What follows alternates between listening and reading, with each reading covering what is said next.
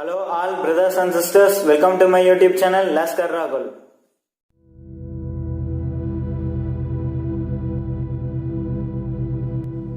Chapter 6 of The Science of Being Great by Wallace D. Wattles. The social point of view. Without faith, it is impossible to please God, and without faith, it is impossible for you to become great. The distinguishing characteristics of all really great men and women is an unwavering faith. We see this in Lincoln during the dark days of the war. We see it in Washington at Valley Forge. We see it in Livingstone, the crippled missionary, threading the mazes of the dark continent, his soul aflame with the determination to let in the light upon the accursed slave trade which his soul abhorred.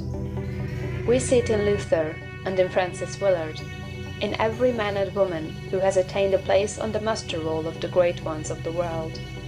Faith, not a faith in oneself or in one's own powers, but faith in principle, in the something great which upholds right, and which may be relied upon to give us the victory in due time.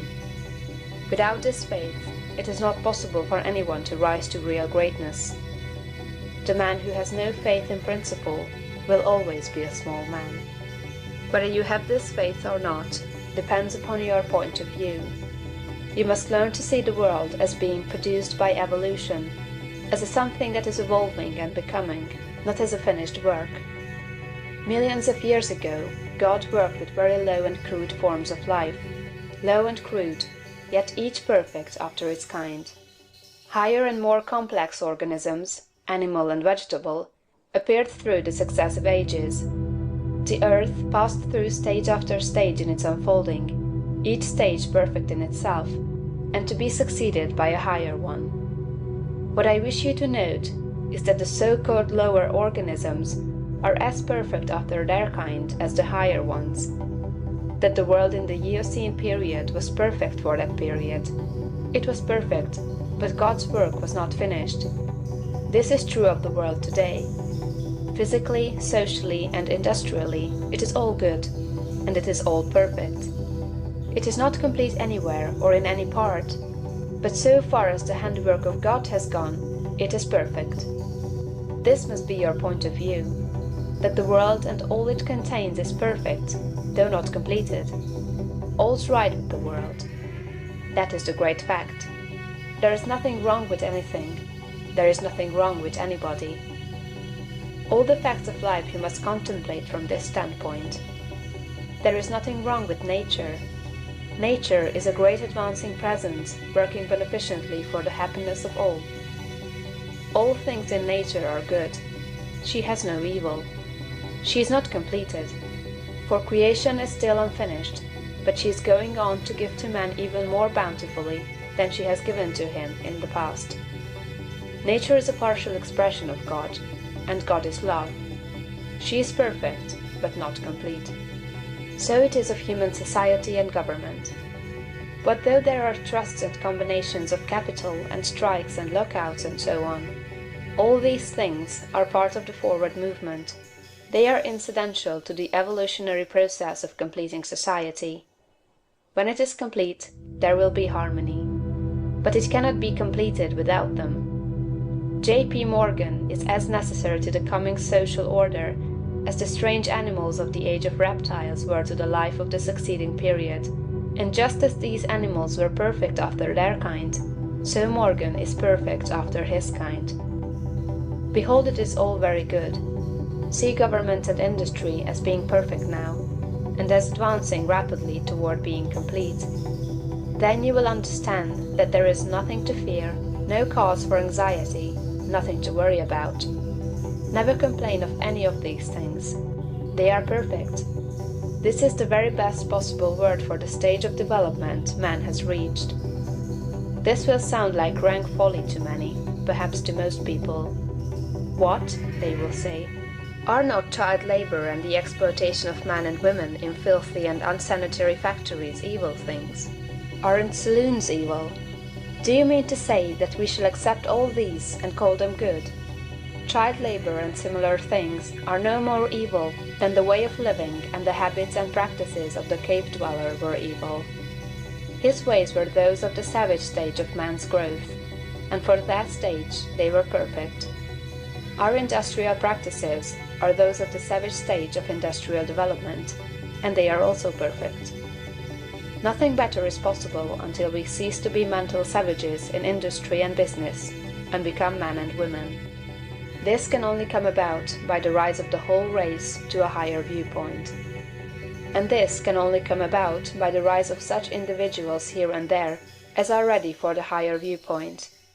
The cure for all this inharmoniousness lies not with the masters or employers, but with the workers themselves. Whenever they reach a higher viewpoint, whenever they shall desire to do so, they can establish complete brotherhood and harmony in industry.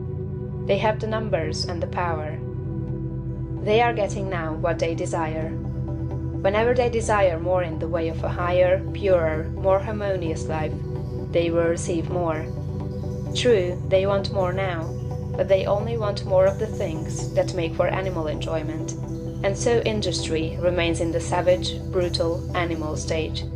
When the workers begin to rise to the mental plane of living, and ask for more of the things that make for the life of the mind and soul, industry will at once be raised above the plane of savagery and brutality. But it is perfect now upon its plane. Behold, in fact it is all very good. So it is true of saloons and dens of vice. If the majority of the people desire these things, it is right and necessary that they should have them. When the majority desires a world without such discords, they will create such a world. So long as men and women are on the plane of bestial thought, so long the social order will be in part disorder, and will show bestial manifestations. The people make society what it is, and as the people rise above the bestial thought, society will rise above the beastly in its manifestations. But a society which thinks in a bestial way must have saloons and dives. It is perfect after its kind, as the world was in the Eocene period, and very good. All this does not prevent you from working for better things. You can work to complete an unfinished society, instead of to renovate a decaying one. And you can work with a better heart and a more hopeful spirit. It will make an immense difference with your faith and spirit, whether you look upon civilization as a good thing that is becoming better, or as a bad and evil thing that is decaying.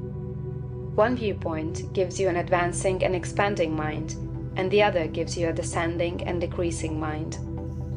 One viewpoint will make you grow greater, and the other will inevitably cause you to grow smaller.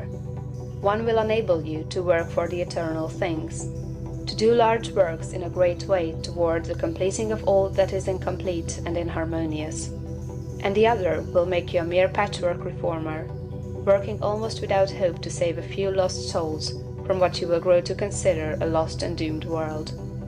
So you see it makes a vast difference to you, this matter of the social viewpoint. All's right with the world. Nothing can possibly be wrong but my personal attitude, and I will make that right. I will see the facts of nature and all the events, circumstances, and conditions of society, politics, government, and industry from the highest viewpoint. It is all perfect, though incomplete. It is all the handiwork of God. Behold, it is all very good. End of chapter 6.